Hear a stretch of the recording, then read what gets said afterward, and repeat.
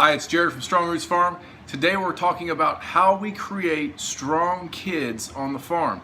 If you have kids or you hope to have kids, you should watch this next video. Not saying it's the answer, but it's something we do and I think everybody could use it, and it definitely helps in our family. I'm Jared McGinnis. Live in Southern Ohio with my awesome wife Jenny. We have 4 sons, Colt, Gideon, Ruger, and Gatlin. This is a story of how we sold our new home in the suburbs, purchased an old, unserviceable farm, and began to transform it into a local food source for us and our local community. We're on a mission of faith, family, and healthy food. Please subscribe and come with us on this journey. We are Strong Roots Farm. So this next series is something I developed while I was in college to become a teacher. I wanted to develop a way that we could raise well-rounded, disciplined children within our home that were confident and strong in their abilities. Having kids is one of the greatest joys that I've had in my life through the multiple experiences I've had, but having kids is the number one thing. It's out there. But I have this huge responsibility now. I want to make sure that we raise them to be strong in their actions, but yet humble in their opinion of themselves, humble in their feelings for others, and they need to have the necessary skills they need to survive when they leave us. We only have them for this short glimpse of time, and we need to instill these skills in them. Like killing zombies? No, not killing zombies. Things like discipline and work ethic and a faith-based moral and value system. Things that I didn't learn, like budgeting and logical thinking and the ways that the things in the world actually work. How to shoot a gun, how to be gun safe, how to do different things on the farm, how to grow your own food.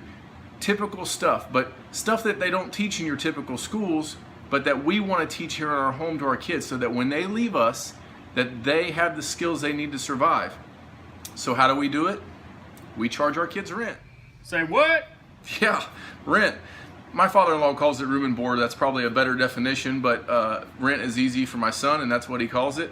And so weekly, we charge our kids rent. They pay us every Friday $1 a week per age. So my son's 5, he pays us $5 a week. So your wife does this too? Yes, I love this program. Okay, I'm interested. So why do you do this? So we wanted our kids to take ownership of their actions, take ownership and be a part of the family, doing chores, helping out around the house, typical things that parents want their kids to do.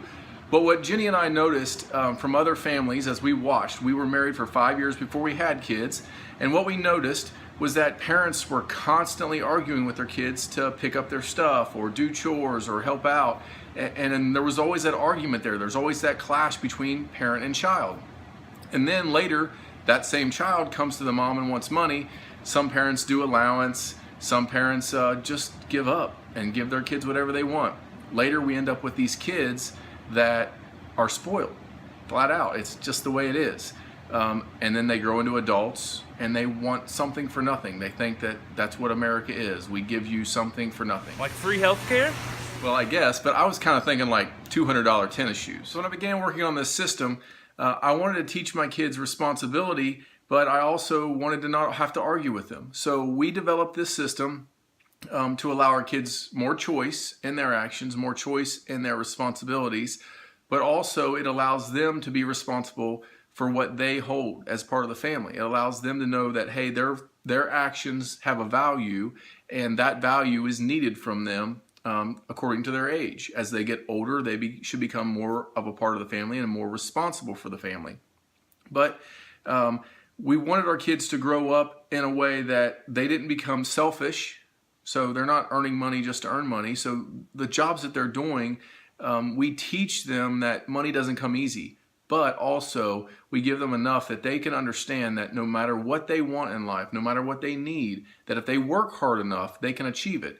And typically that's what I think the American dream is. Hard work pays off, and you can build a dream and you can build a lifestyle on that in America, no matter what you do. And so we want to teach that to our kids, that work ethic is one of the most important things that kids, I think, lack today. So we're trying to teach that to our kids. Let me give you an example. So my son works, he earns money throughout the week. Friday comes, he pays rent.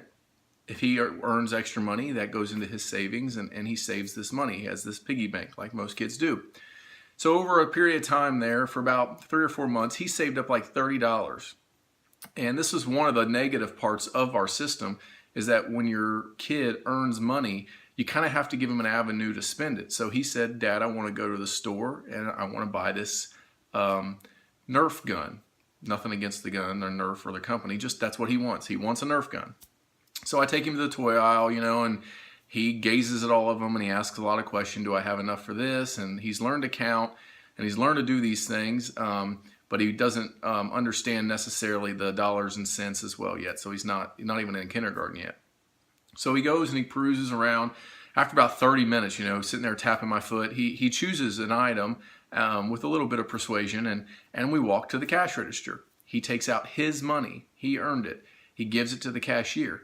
She bags his Nerf gun up, and of course he carries it out of the store, beaming. Just a huge, great dad moment. I just felt elated that my son worked hard. He bought something he wanted. I didn't have to purchase it for him, and he just loved this toy. I hoped later that it would turn into something he would take care of, and that's the next step in the teaching. We make it out of the store. He makes it 10 feet, and he stops. And he said, he didn't say anything, so I asked him, Colt, how do you like your new gun? He said, Dad, it's really cool, but I don't have my money left. This was the first case that my son had of buyer's remorse. He's 5. He has buyer's remorse at 5, that he knew how hard he worked for that money, but yet he spent it all on this gun. So I told him, I said, well, we can take the gun back. We can get your money back if you want. You have the receipt. The product is in good condition. Let's take it back in. You can get your money back, or we can go home with the toy. But once you open it, there's no going back. You've bought this toy. So I just was quiet. 30 seconds passed. He stood there in the parking lot of the store, and I could just see the wheels turning.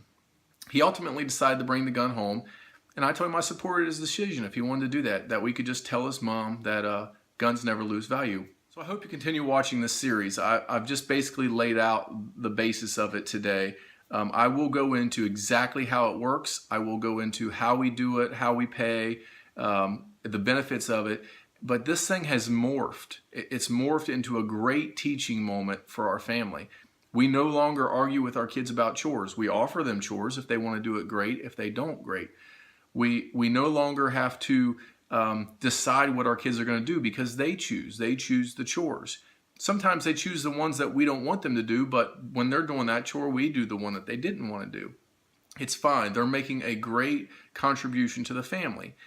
The teaching moments in this is what I didn't expect. How many times we can teach our kids through their actions and through their experiences with this system. So you can call the system whatever you want. I don't have a professional name for it or anything, but some of the lessons that we've learned so far, he's obviously had buyer's remorse. We're teaching tithing to our church. We're teaching about saving money and investing and that kind of thing. So he's bought some things that make him money, like he bought some chickens. He's putting money into his savings account so we can teach him about saving for school or whatever he wants to save for. He also is gaining this understanding about how much stuff costs. So he's less likely to just smash it because it's his. He worked hard for it. He had to do these chores. So the teaching moments in this is unbelievable. And sometimes as a dad, it's like, look, I don't want to take the time. I don't have the time right now to help you, Colt, with this. But the teaching moments allow me to teach me as a dad to say, hey, I've got to. This is what I've got to teach my son. We have an eternal soul. God has given us charge over an eternal soul. We have that just for a glimpse of time. And I have to teach him all this stuff so that when he leaves, he doesn't come back. Or if he comes back, he has the knowledge to be successful. So we want him to go out. We don't want him to have trouble. We don't want him to be involved in negative things.